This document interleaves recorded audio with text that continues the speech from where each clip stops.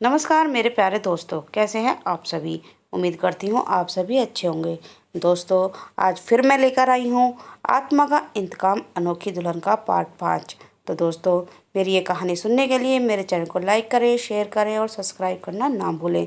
तो शुरू करते हैं आज की कहानी, पार्ट 5, आत्मा का इंतकाम अनोखी दुल्हन का। सौम्या, सर मैं गद्दारी कैसे कर रहा हूँ मैं, क्योंकि जब तक नहीं बताओगे तब तक हत्यारा पकड़ा नहीं जाएगा, और जब तक हत्यारा पकड़ा नहीं जाएगा तब तक तुम्हारे दोस्त को इंसाफ नहीं मिलेगा, और जब तक तुम्हारे दोस्त को इंसाफ नहीं मिलेगा तब तक उसकी आत्मा को शांति नहीं मिलेगी।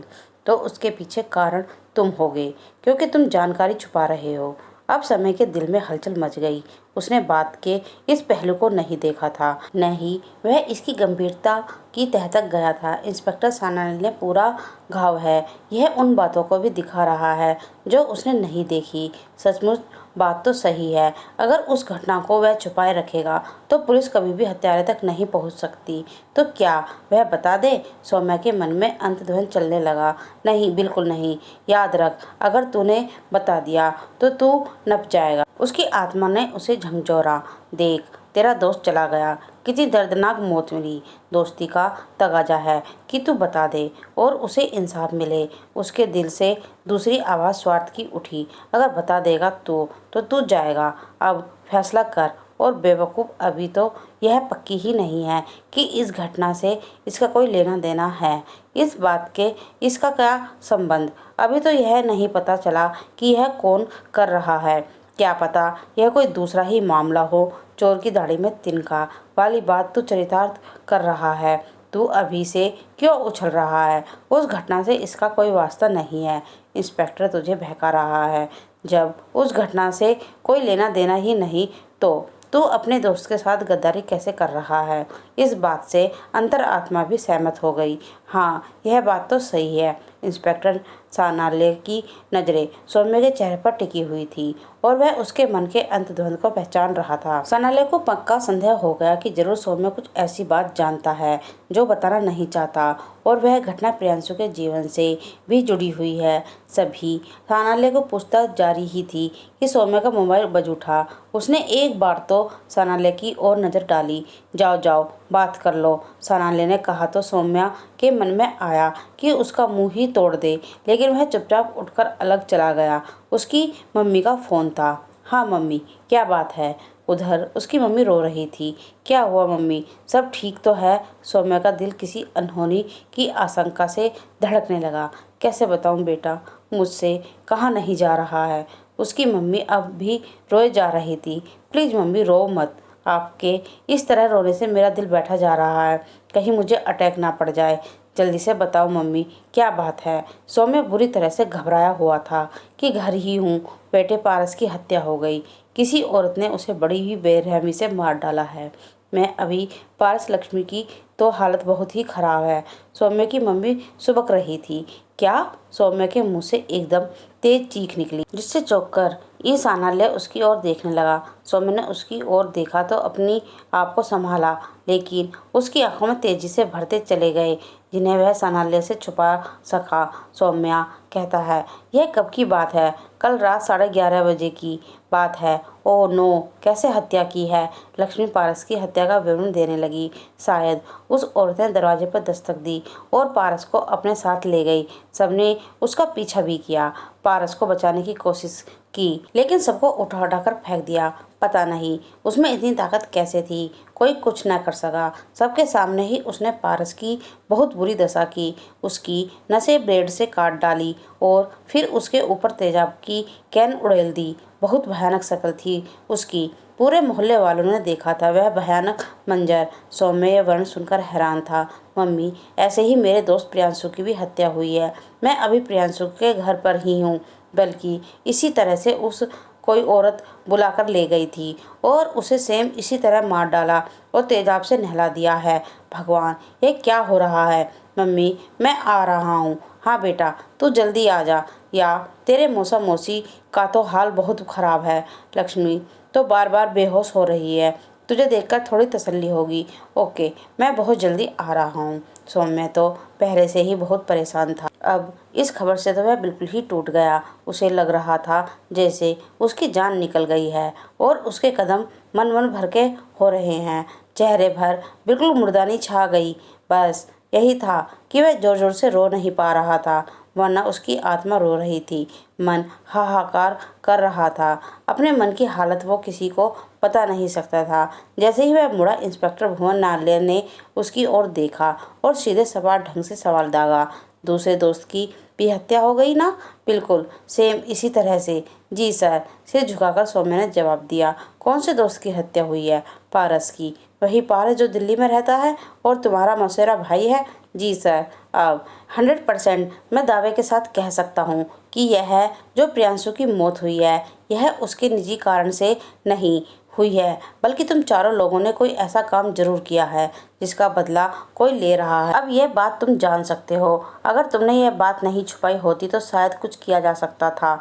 अब अच्छी तरह से देख लो, तुम्हारे दोस्त की भी हत्या हो गई है।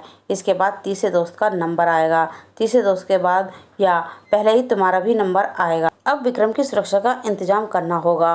मैं भी तुम्हारे साथ चलता हूँ। हालांकि यह दिल्ली पुलिस का काम है, लेकिन यह दूसरा मर्डर भी एक ही केस का हिस्सा है। सबके तार आपस में जुड़े हुए हैं। अभी हमारे सारी बातें बता दो तो तुम्हारे दोस्त की जान बचाई जा सकती है। वह खतरे में है। सौम्य के मन में कुछ उमड़ घुमड़ रहा था। सर, मैंने कुछ ना किया। फिर कैसे कह सकते हैं कि तुम पक्के दोस्त थे? पारस तो तुम्हारा मौसेरा भाई भी था। तब भी तुम कुछ नहीं जानते। सर, मैं जानना चाहता हूँ। अब आपको जो कुछ भी पूछताछ करनी हो कर लीजिए, पर अभी जाने दीजिए। मेरा तुरंत पहुँचना बहुत ज़रूरी है। हाँ, ज़रूर जाओ। तुम्हारे तुरंत पहुँचना ज़रूरी है। इस आनाले के स्वर में हमदर्दी थी। सौम्य ने प्रियांशु के पेरेंट्स से इजाज़त मांगी तो वह कहने लगे, और रुक जाते बेटा, तुम्हारे देखकर थोड़ी तसल्ली मिलती है। मेरे बेटे के तुम गहरे दोस्त थे, तो तुम में अपने बेटे की झलक देखते हैं। आंटी जी और अंकल जी, मैं क्षमा चाहता हूँ, लेकिन इस समय घर से फ़ोन आया है। कुछ ऐसी घटना हो गई है कि मुझे तुरंत जाना पड़ेगा। ऐसी क्या घटना हो गई है बेटे जो तुम अभी अभी भागे जा रहे हो? सौम्य बड़ी उलझन में था। वह इस घटना को बताकर उन्हें और दुखी करना नहीं चाहता था, लेकिन ऐसे तो ये लोग समझ लेते कि वह बहाना बनाकर भाग रहा है। इसलिए मजबूरी में दिल का कड़ा करके वह प्रियांशु के पेरेंट्स की सारी बात बताकर बिना देरी किए हुए निकल गया और सीधा अपने फ्लैट पर आया। जब वो आया तो कौशिक ऑफिस जा चुका था। घर पर मीनू थी। उसे देखकर बोली, आज आप ऑफिस नहीं गए क्या? आप तो ऑफिस से होकर शाम को आने वाले थे, अचानक ही आ गए। क्या बात हो गई? सौम्य ने मीनू की ओर देखा। मीनू बहुत ही खुश नजर आ रही थी। उसने आज फिरोजी कलर की साड़ी, उसी से मैच करता हुआ ब्लाउज पहन रखा था। मैचिंग बिंदी, चूड़ी बहुत खूबसूरत लग रही थी और उसके गोरे रंग पर बहुत ही फब रही थी। कान में सफ़ेद रंग की झिलमिलाते हुए बूंदे और गले में उसी से मैच करता हुआ नेकलेस चमक रहा था। घने काले बाल खुले हुए थे। वह गजब की खूबसूरत लग रही थी। उसके गुलाबी होठों पर मुस्कान थी और उधर जाते हुए वह कोई तराना गुनगुना रही थी। बताइए ना सौम्य बाबू, आपने बताया नहीं, क्या बात हो गई? सौम्या एक पल के लिए उसकी ओर देखता ही रह गया था। मीनू के पूछने पर उसकी सुंदरता के जाल से बाहर निकला और बोला, एक दुर्घटना घट गई है, इसलिए मैं घर जा रहा हूँ। दुर्घटना? कैसी दुर्घटना? मेरे दोस्त पारस का किसी ने मर्डर कर दिया है। वह किसने किया पता नहीं, अब तो यह वहाँ जाकर ही पता चलेगा। पता चला है कि कोई औरत थी। औरत ने उसका मर्डर कैसे कर दिया भला? मीनू ने आश्चर्य से पलकें झुकाकर छपकाई। मेरा मतलब है, वह इतना हट्टा कट्टा उस औरत कैसे मार सकती है भला? औरत ताकत के मामले में मर्द से कमज़ोर होती है ना? उसने बड़ी मासूमियत से कहा। पता नहीं। और हाँ, इस प्रियांशु को भी किसी औरत ने मारा था। ओहो, लगता है आपके दोस्त ने किसी औरत का कुछ नुकसान किया होगा, तभी वह बदला ले रही है। अच्छा, तो फिर आप फ्रेश हो लीजिए, मैं आपके लिए नाश्ता तैयार करती हूँ। हाँ ठीक है। सौम्य को जैसे राहत मिली। इस समय मीनू से बात करके उसका मन थोड़ा हल्का हो गया था। परेशानी अपनी जगह, लेकिन भूख तो समय पर लगती है। अभी तक तो उसने भूख प्यास की परवाह नहीं की थी, लेकिन अब वह थकान और कमजोरी महसूस कर रहा था। सौम्य नहाने चला गया, फिर वह तैयार हुआ। उसके बाद उसने अपने सामान की पैकिंग शुरू कर दी।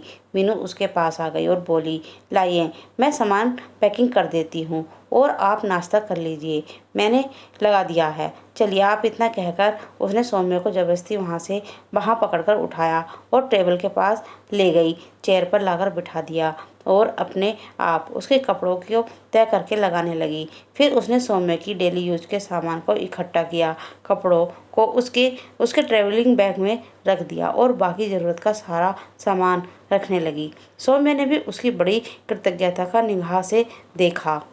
वास्तव में इस समय उसके हाथ पैर नहीं चल रहे थे और दिमाग भी काबू में नहीं था। तो वह सोच रहा था कि काश इस समय कोई ऐसा होता जो उसकी थोड़ी सी हेल्प कर देता। उसकी तो समझ में ही नहीं आ रहा था कि क्या रखे क्या नहीं।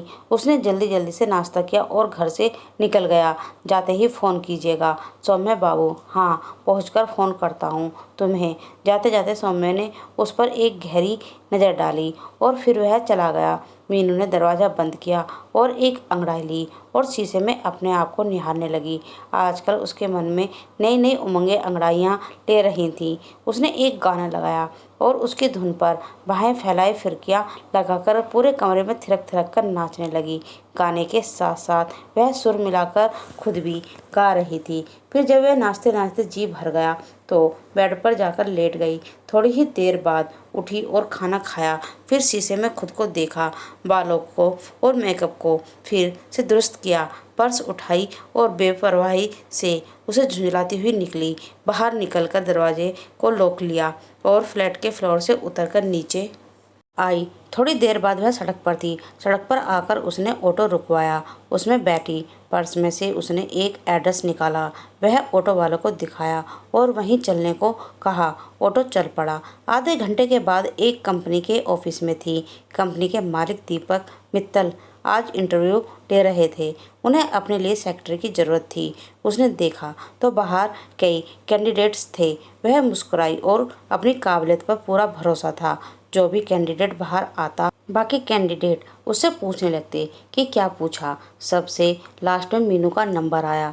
उसने जाकर बड़े ही कॉन्फिडेंस से अपना इंटरव्यू दिया। उसके बात करने के ढंग से, उसके कॉन्फिडेंस से और उसकी पूरी पर्सनैलिटी से दीपक मित्तल बहुत ही प्रभावित हुआ। उसके इंटरव्यू में अभी तक इतनी इंटेलिजेंट लड़की नहीं आई थी।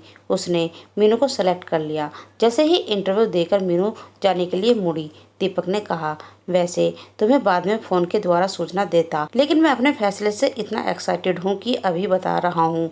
You are select. मीनू यह सुनकर खुशी से उछल पड़ी। ओह माय गॉड, मुझे समय पर जॉब की सख्त ज़रूरत थी। Thank you so much sir. उसमें थैंक यू मेरा क्या, यह सिलेक्शन तुम्हारी काबिलियत पर है, उसी के कारण तुम्हें सेलेक्ट किया है। वास्तव में मुझे चुस्त दुरुस्त, बोल्ड और एक्स्ट्रा एक्टिव कैंडिडेट की ज़रूरत है। ये सारी खासियत तुम में है और ये क्वालिटी जिसमें होगी उसी से हमारी कंपनी की ग्रोथ का ग्राफ बढ़ेगा। जी सर, मैं बेस्ट करने की कोशिश करूँगी, कहकर मीनू मुस्कुराई। और एक बात मीनू। क्या सर? मीनू की आंखों में आश्चर्य के भाव थे। Your smile is so charming that I can not tell you. I am speechless to see it. It will be helpful for our business. Deepak Mittal वास्तव में इतना खुश था कि खुशी के मारे क्या वह बोल रहा था उसे खुद भी होश नहीं था। Thank you very much sir. Meenu बाहर आ गई। उसकी खुशी का कोई ठिकाना नहीं था। असल में वह कई दिनों से जॉब ढूंढने के लिए जिद कर रही थी। तो कोशिश ने अपनी ऑफिस में जिक्र किया। उसके मित्र ने यह एड्रेस दिया था और ट्राई करने के लिए कहा था। पहले तो मीनू अकेले जाने के लिए तैयार नहीं, लेकिन फिर कौशिक ने उसकी हिम्मत बंधाई थी और उसे जाने के लिए प्रोत्साहित किया था और अपने पहले ही प्रयास में मीनू सफल रही थी।